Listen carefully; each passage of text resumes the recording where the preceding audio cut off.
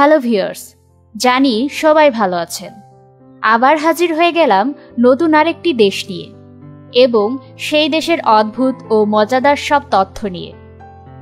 দেশ নিয়ে আজকের আয়োজনে থাকছে পৃথিবীর সবচেয়ে বেশি মুসলিম জনসংখ্যার দেশ ইন্দোনেশিয়া সম্পর্কে। ইন্দোনেশিয়া শব্দটি গ্রিক ইন্দোস এবং নেসোস শব্দ থেকে এসেছে, যার অর্থ ভারতীয় দ্বীপপুঞ্জ, যেখানে এশিয়ার সবচেয়ে বড় পতিতালয় রয়েছে। দেশটি মুসলিম রাষ্ট্র হলেও সেখানে শত শত হিন্দুদের মন্দির রয়েছে। মুসলিম দেশ, কিন্তু টাকার ওপর মূর্তির ছবি রয়েছে। ইন্দোনেশিয়ায় অনেক বড় বড় টিকটিকি রয়েছে, যা মানুষ পর্যন্ত খেতে পারে। এই দেশে অদ্ভুত ফুল রয়েছে, যা থেকে ভয়ঙ্কর দুর্গন্ধ বের হয়। রং বদলানো কেলিমতু লেক, আবার সমৈথনের শাস্তি মৃত্যুদণ্ড হতে পারে। সোশ্যাল মিডিয়া টুইটার ব্যবহারেরা বিশ্বের তৃতীয়। আপনি জানেন কি, এই দেশের একটি অদ্ভুত বিয়ের রীতি প্রচলিত আছে, যেখানে বড় কনেকে 3 দিন 3 রাত একটি ঘরে বন্ধ করে রাখা হয়। সব থেকে আশ্চর্যজনক বিষয় হচ্ছে, মুসলিম দেশ হয়েও হিন্দুদের রামায়ণ সে দেশের জাতীয় গ্রন্থ। তো বন্ধুরা, আর দেরি না করে চলুন শুরু করা যাক। নতুন হলে সাবস্ক্রাইব করতে ভুলবেন না। এটি মুসলিম অধ্যুষিত দেশ হলেও ইন্দোনেশিয়ার সংস্কৃতিতে পশ্চিমা সংস্কৃতির প্রভাব চোখে পড়ার মতো। অবাক করার মতো হলেও এটি ইসলামিক রাষ্ট্র হওয়া সত্ত্বেও এই দেশের টাকার ওপর মূর্তির ছবি রয়েছে। ইন্দোনেশিয়ার একটি পত্রিকায় প্রকাশিত খবরে বলা হয়েছে, মুসলিম খদ্দেরের জন্য ধর্মীয় অনুশাসনের সীমার মধ্যে থেকেই নাকি পতিতালয় চালু হয়েছে। এই পতিতালয়কে মালিকপক্ষ হালাল পতিতালয় বলে দাবি করেছেন। সেখানকার পতিতাদেরকে কোনো মাদক সেবনে বাধ্য করা হবে না। আবার ইসলামের নিয়ম অনুযায়ী দিনে 5 বার নামাজও পড়বে তারা। খদ্দেরকেও তাদের সঙ্গে ইসলাম সম্মতভাবেই যৌন সম্পর্ক স্থাপন করতে হবে। ইন্দোনেশিয়ায় অবস্থিত বড়বুলুক মন্দির বিশ্বের সবথেকে বড় বুদ্ধ মন্দির। এই মন্দিরে বুদ্ধের 504টি মন্দির রয়েছে। এই মন্দির একসময় বিশ্বের 7ম আশ্চর্যের একটি ছিল। এ দেশটি মুসলমান প্রধান হলেও এদের বালি দ্বীপটি হিন্দু প্রধান। কিন্তু অবাক করা ব্যাপার হচ্ছে, এরকম একটা দেশের জাতীয় গ্রন্থ রামায়ণ হয় কি করে? আসুন জেনে নেওয়া যাক।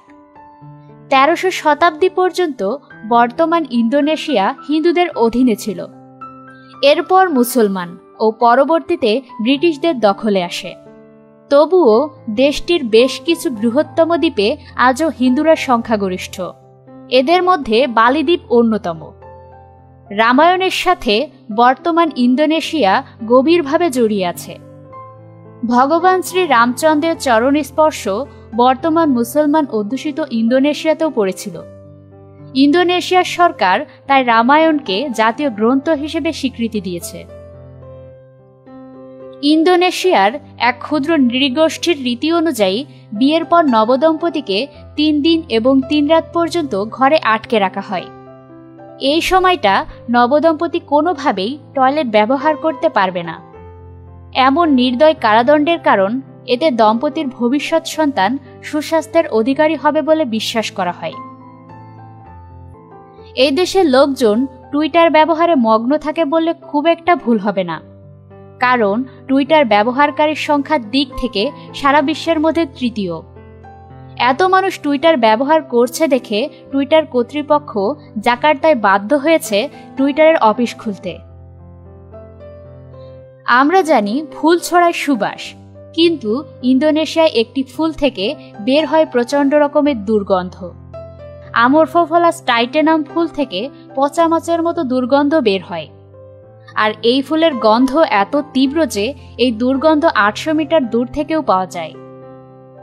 বিশ্বের সবচেয়ে বড় ফুল রেফলেসিয়া আর্নাল্ডি ইন্দোনেশিয়া মুমাত্রা দ্বীপের রেইন ফরেস্টে পাওয়া যায়, যার ওজন 11 কেজি হয়ে থাকে এবং চওড়া প্রায় 1 মিটার।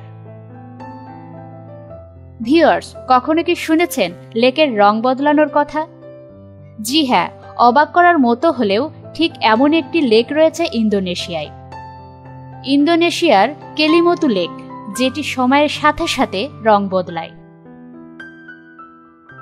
ইন্দোনেশিয়ায় অবস্থিত প্রশান্ত মহাসাগরীয় বেল্ট হিসেবে পরিচিত প্যাসিফিক রিং অফ ফায়ার হল বিশ্বের বৃহত্তম ভূমিকম্প বেল্ট, যা চিলি থেকে জাপান পর্যন্ত বিস্তৃত। বিশ্বের সবচেয়ে উঁচু চূড়া এই ইন্দোনেশিয়াতেই অবস্থিত, যার নাম পুনকাক জয়া।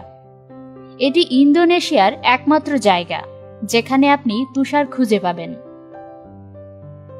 এখানে পৃথিবীর সবথেকে বড় কমোডো ড্রাগন টিকটিকি দেখতে পাওয়া যায়।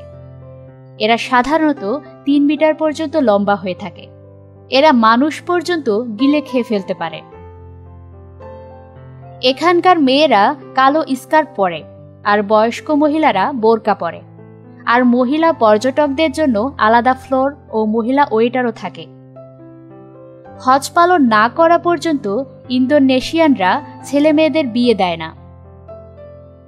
এদেশে রিক্সা রয়েছে, তবে এখানকার রিক্সা আমাদের রিক্সার থেকে ছোট ও আলাদা। যেখানে আমাদের দেশে ড্রাইভার সামনে বসে, কিন্তু এখানে ড্রাইভার পিছনে আর যাত্রীরা সামনে বসে। এই দেশের জাতীয় পাখি গেরুডা। গেরুডা হচ্ছে এক প্রকার ঈগল। ভিউয়ার্স, আজকের আয়োজন এই পর্যন্তই।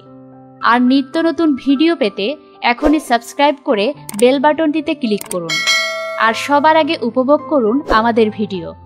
আর এই ভিডিওটি ভালো লেগে থাকলে লাইক কমেন্ট করে আপনার মতামত জানাতে ভুলবেন না। ধন্যবাদ।